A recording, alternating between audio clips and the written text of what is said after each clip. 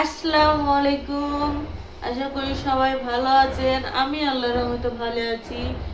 তো আপনাদের অনেকের ধারণা যে আমার মেয়ে কথা বলে না, স্পষ্ট বলতে পারে না, বা আমি তাকে পড়াই না কেন, এই জন্য সে একটা আপু দেখলাম কমেন্ট করেছে। তো আমার মেয়েকে পড়াই না কারণ সে সব উচ্চারণ করতে পারে না, এই জন্য পড়ায় না। আর আমি তাকে সময় দিই কি না মানে শেখানোর জন্য, সেটাই আপনাদের সাথে তুলে ধরবো। তো ভিডিওটা যদি ভালো লাগে শেষ পর্যন্ত দেখেন, আর আমার মেয়েকে কি কি বলছি সেগুলো আপনারা শুনেন। না, বলো তো তুমি কি কি পারো?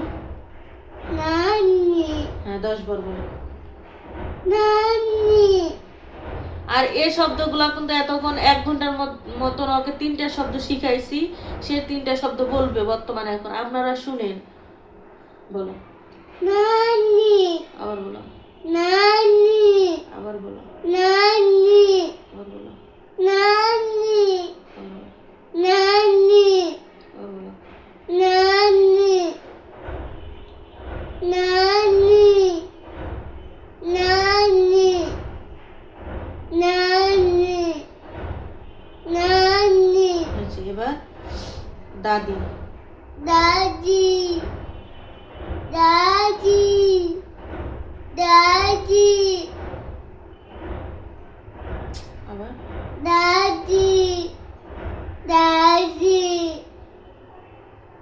দাদি দাদি দাদি দাদি দাদি শেষ। এবার aunty. Aunty aunty aunty aunty aunty বলো। Aunty. Aunty aunty aunty aunty aunty এবার মামি। মামি মামি মামি মামি মামি মামি মামি মামি মামি মামি গুড গার্ল। তো এই শব্দগুলো আমি 1 ঘন্টা ধরে ওকে বলতেছি, আর 1 ঘন্টা পর সে এ ফলাফল। কিন্তু দুঃখের বিষয় আপনারা দেখলেন যে সে বলতে পারছে, কিন্তু যখন আর দাদিকে বলবে ডাকো, তখন দাদি আর বলে না, দাদা বলে। নানিকে ডাকতে বললে নানা বলে। উম, মানে সহজে এগুলো প্রথম থেকে বলতে পারছিল, আর উচ্চারণ দাদি নানি এসব বলতে পারছিল না। তো এজন্য এখন দাদা নানা এগুলা, দাদিকেও দাদা বলে, না দাদাকেও দাদা বলে। এ হয়ে গেছে অভ্যাস।